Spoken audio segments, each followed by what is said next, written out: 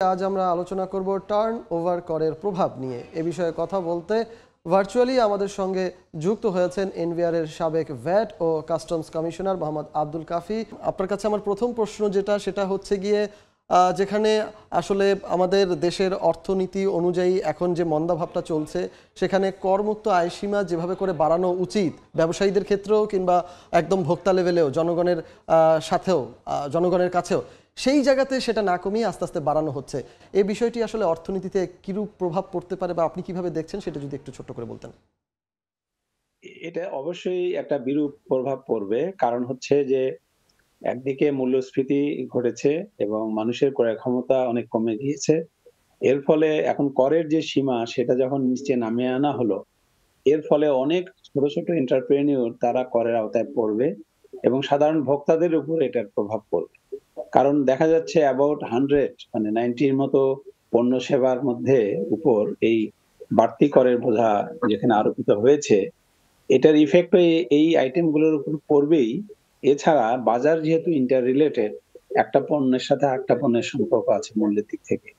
সেক্ষেত্রে আসলে পুরো বাজারই আসলে অস্থিতিশীল হয়ে যাবে এবং ভোক্তাদের জন্য আরো নাভিশ্বাস পরিস্থিতি হবে বলে আমি মনে করি। সেদিক থেকে এই পদক্ষেপটা আমার মনে হয় যে যথাযথ ছিল না। আচ্ছা স্যার, আপনি যে কথাটা বললেন, এটা আসলে এই প্রক্রিয়ায় সমাধান না করে বিকল্প কোনো উপায় কি ছিল যেটা আসলে করে আমাদের এই জায়গাটা আসলে আমরা পরিপূরক হিসেবে ব্যবহার করতে পারতাম বা সরকারের রাজস্বটা আসলে বাড়ানো যেত? সেটা হচ্ছে একটা হতে পারে যে যে সমস্ত ঋণ খেলাপি আছে তাদের সম্পদ ক্রয় করেই হোক বা তাদের কাছ থেকে একটা বিরাট অ্যামাউন্ট আদায় করা একটা। আরেকটা হচ্ছে যে কর্পোরেশনের কাছে ২.৫ লাখ কোটি টাকার মতো অলস পড়ে আছে, যেটা বিগত সরকার এটা ব্যবহার করার চেষ্টা করেছিল। সেই সেই টাকাটা ব্যবহার করা যেতে পারে। আরেকটা হচ্ছে যে অনেক আইটেমে দীর্ঘকাল থেকে অব্যাহতি আছে। সেই আইটেমগুলোর অব্যাহতিগুলো তুলে দেওয়া যেতে পারত। আর যে আইটেমগুলোতে একান্তই কর হার বাড়ানো দরকার, সেটা সহ্য সীমার মধ্যে বাড়ানো উচিত ছিল। সেটা করা যেত আরকি। এবং আরেকটা হচ্ছে যে আ ফাঁকি কমিয়ে ফাঁকি কমিয়ে করের যে গ্যাপ যেটা আছে, সেই গ্যাপটা কমিয়ে রাজস্ব আদায় বাড়ানো সম্ভব। আচ্ছা, এই যে ফাঁকি কমানোর কথাটা আপনি যেটা বললেন, এই ফাঁকি কমানোর জন্য এনবিআর এর আসলে কোনো কার্যক্রম আছে কিনা কিংবা কোনো পদক্ষেপ আছে কিনা কিংবা ভবিষ্যৎ কোনো পরিকল্পনাও আপনি দেখেছেন কিনা? মানে এগুলোর আসলে কোনো চিহ্ন বা প্রতীক বা কোনো সংকেত আপনি জানেন কিনা বা পেয়েছেন কিনা? এটা যেটা আমরা লক্ষ্য করছি, এমনিতেই তাদের স্বাভাবিক কার্যক্রম অব্যাহত আছে। সেখানে এই কার্যক্রমগুলো আছে। কিন্তু এই যে রাজনৈতিক পট পরিবর্তন এবং যে অর্থনৈতিক পট পরিবর্তন, এর ফলে আমার মনে হয় এনবিআর এবং মাঠ পর্যায়ে কিছুটা আ স্তিমিত অবস্থা আছে আমার মনে হয় যে। কারণ হলো রাজস্ব কার্যক্রম জোরদার করতে গেলে, শক্তিশালী করতে গেলে গভর্নমেন্টের এবং পলিটিক্যালি একটা সাপোর্ট প্রয়োজন হয়। যে সাপোর্টটা এনবিআর ঠিকমতো পাচ্ছে না। আরেকটা হচ্ছে যে প্রশাসনে যথেষ্ট অস্থিতিশীলতা চলছে। এই সমস্ত পরিস্থিতিতে রাজস্ব আদায় কার্যক্রম অনেকটা বিঘ্নিত হয়। রাজস্ব কর্মকর্তারা কিছুটা দ্বিধান্বিত থাকেন। আমার মনে হয় সে ধরনের একটা পরিস্থিতি আছে। তাদেরকে যথেষ্ট গিয়ার আপ করা দরকার এবং কাউন্সেলিং করা দরকার। এবং ট্যাক্স পেয়ারকেও কাউন্সেলিং করা দরকার। করা হলে হয়তো রাজস্ব আদায় খানিকটা বাড়তে পারে। স্যার, আরেকটা বিষয় আমাকে স্পষ্ট করবেন, সেটি হচ্ছে যখন আমরা এই টার্ন ওভার করের যে বিষয়টা যখন আসলো, যখন ৫০ লাখ টাকার ঊর্ধ্বে গেলেই তাকে কর দিতে হচ্ছে এবং সেটা হচ্ছে গিয়ে দ্বিতীয় ধাপ। তো সেখানে ১৫% কর তাকে দিতে হচ্ছে। তো ৩০ থেকে ৫০ লাখ পর্যন্ত যদি ৪% হয়, সেখানে ৫০ লাখের উপরে গেলে সেটা ১৫%-তে চলে যাচ্ছে। আপনার কাছে মনে হচ্ছে না যে এই পার্সেন্টেজটা অনেক বেশি এবং অনেকটাই বেশি অসামঞ্জস্যপূর্ণ? না, তা তো বটেই। এটা তো আ আ সাবেক চেয়ারম্যান মহোদয় যেটা বলেছেন, উনি ঠিকই বলেছেন যে যেখানে এই সীমাটা আরো উপরের দিকে যাওয়া উচিত ছিল, না করে রিগ্রেসিভলি সেটা নিচের দিকে নামিয়ে আনা হয়েছে।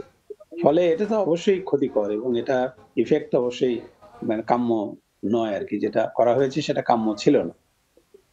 আরেকটা বিষয় স্পষ্ট করবেন, এতে করে আসলে ভোক্তা এবং ব্যবসায়ীদের মাঝখানেও যে একটা সম্পর্কের অবনতি ঘটছে, পাশাপাশি মাঝখানে রাজস্ব আদায়কারী সংস্থাও যে তার টার্গেট পূরণে একটা জোরপূর্বক চাপ সৃষ্টি করছে। এই যে একটা দেশের অর্থনীতিকে এগিয়ে নেওয়ার জন্য তিনটি গোষ্ঠীর, ভোক্তা, ব্যবসায়ী এবং সরকারি সংস্থা, এই তিনটা গোষ্ঠীর যে দূরত্ব বাড়ছে সেটি অর্থনীতির জন্য কতটুকু ইতিবাচক নাকি পুরোটাই নেতিবাচক, কোন ভূমিকায় আছে এই পদক্ষেপের ফলে, কিভাবে দেখবেন?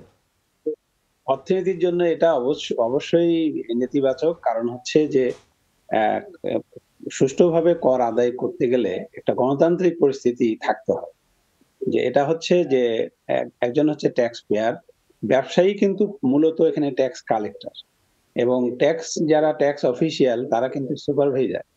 সেদিক থেকে যদি ব্যবসায়ী যদি সঠিক অবস্থানে না থাকে, সঠিক পরিস্থিতিতে না থাকে, চাপের মধ্যে থাকে, এবং ভোক্তাও যদি চাপের মধ্যে থাকে, তখন হয় কি এটা ফাঁকি দেওয়ার প্রবণতাটা বাড়ে, এবং ট্যাক্স পেয়ার, ট্যাক্স অফিসিয়াল এবং ভোক্তা, এই তিনটি পক্ষের মধ্যে ভালো রিলেশন বিরাজ করে না, যেটা এখন করছে না।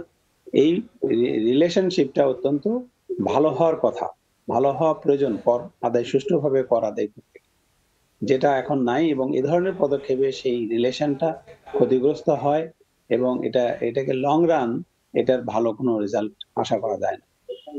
একেবারে শেষ প্রশ্নটি করতে যাচ্ছি, ছোট্ট করে যদি আমাদেরকে একটু জানাতেন, যদিও আসলে আপনি ভ্যাট বিশেষজ্ঞ হিসেবে উত্তরটা দেবেন, একটু সিলেবাস, আউটসাইড অফ সিলেবাস প্রশ্নটা, সেটা হচ্ছে গিয়ে যে আসলে এই ভ্যাট বাড়িয়ে আমরা যে আসলে মানে জনগণের উপরে এই ভ্যাটের বোঝাটা চাপিয়ে দিচ্ছি, এটি না করে যে টাকাগুলো আসলে বারবার বলা হচ্ছে পাচার হয়েছে পাচার হয়েছে, সেটি যথাসময়ে আনার যদি আরও কোনো কার্যকারী পদক্ষেপ নেওয়া যেত, সেটি কি উপযুক্ত হতো কিনা?